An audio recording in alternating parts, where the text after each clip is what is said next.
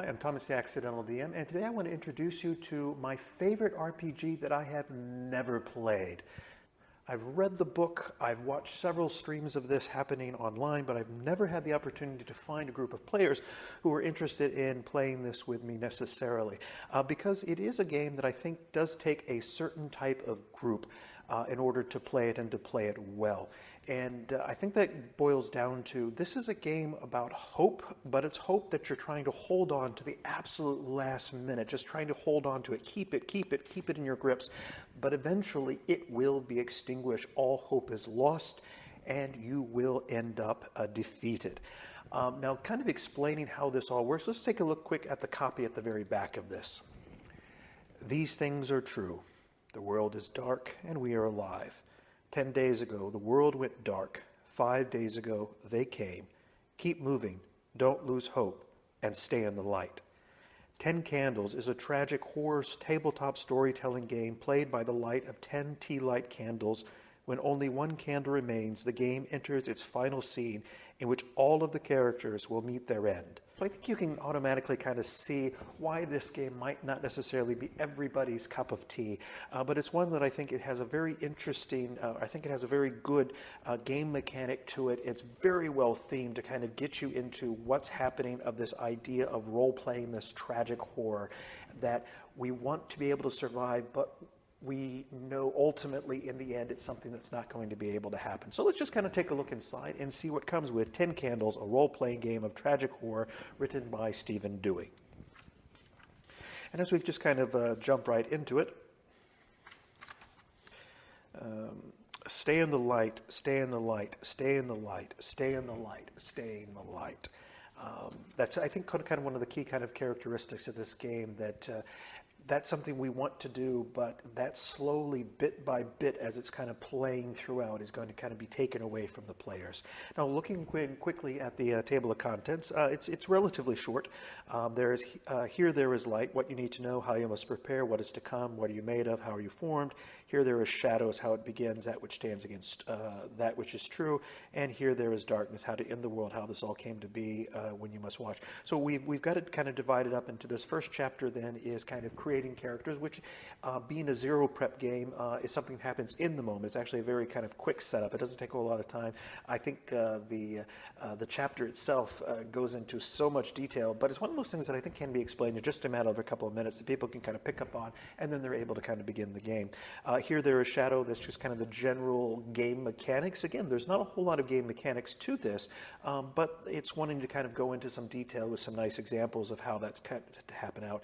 Here there is Darkness. This is really for then the game masters who are going to be leading. I think might be the best way of kind of talking about it, because they're not in charge. A lot of what happens then is going to be, especially early on in the story, it is going to be very player driven in terms of the narrative of how that's going to work. We'll talk about that in just a minute. And then the appendix down here, there are some session modules, just some kind of ideas. If I remember correctly, I think they were some that were included by Stephen Dewey himself, but then also some that were part of the Kickstarter to kind of get this game into publication. These things are true, the world is dark, and we are alive. That's kind of a metaphor or mantra that's going to kind of keep happening over and over again that we're going to see. Here, there is light. What you need to know. This game is about telling a story. The story that you will tell is not a kind one, far from a happy one. It is a sort of story that has sharp edges, the kind that lingers long after it's gone, nesting in nightmares and drifting on every shadow, the kind that no one wants to tell, the kind that needs to be told. And very much then we see, this is a game about tragic horror. The standard setting for 10 Candles is in the middle of a sunless apocalypse. The sky has darkened and turned against you.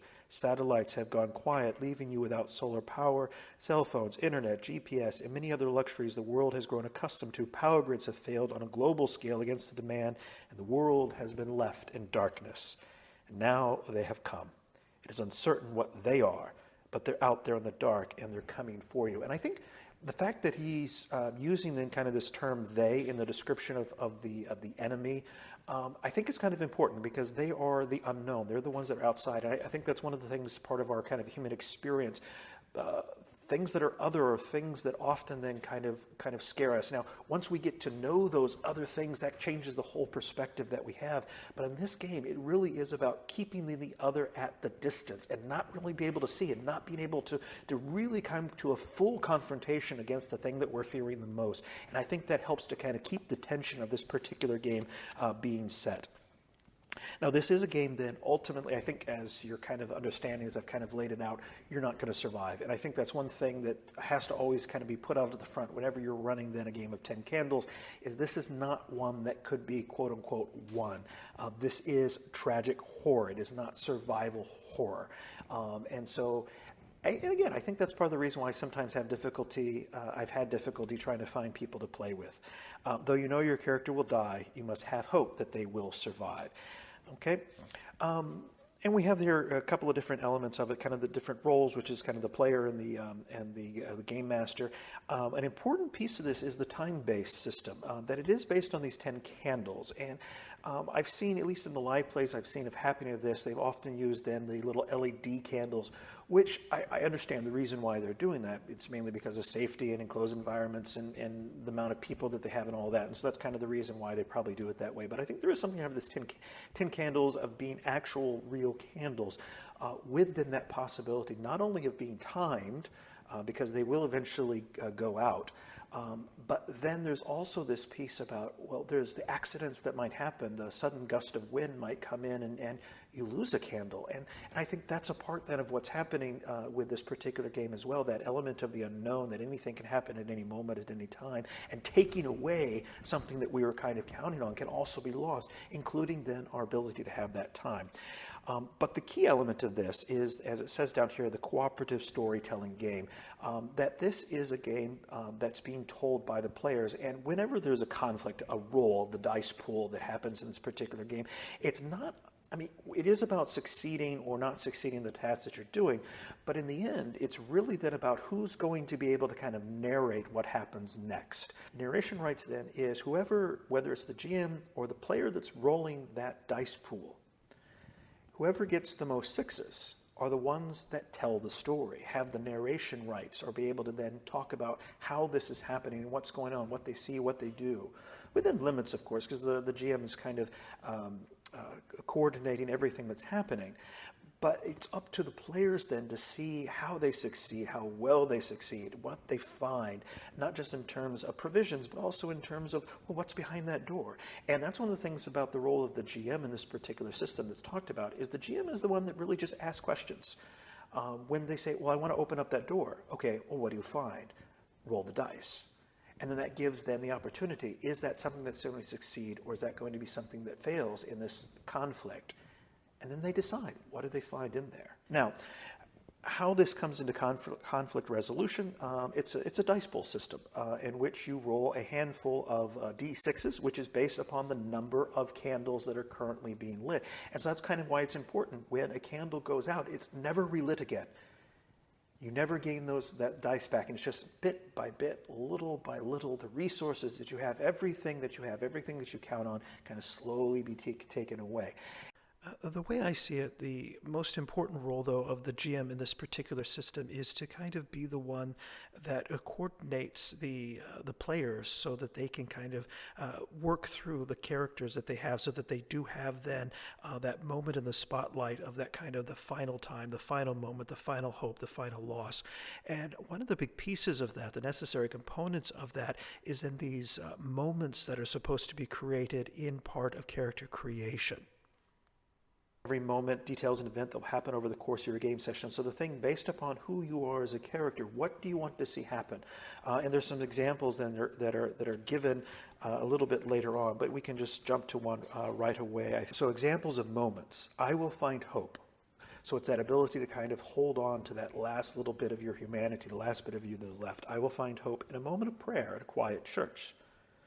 I will find hope when one of them lies dead at my feet. I will find hope when I find my sister dead or alive. I will find hope when the fallout shelter doors closes. All right, so, and I think then that's kind of the key thing that one of the game masters is responsible for, is kind of moving into the direction to allow then those moments to happen. That gives us then this opportunity to kind of explore, when everything, all the chips are down, when everything's kind of fallen apart, how is it then that we kind of understand what's important and we go out with? And so it's that ability then in a game setting to be able to kind of show forth what we think is true, what we think is beautiful, what we think is right.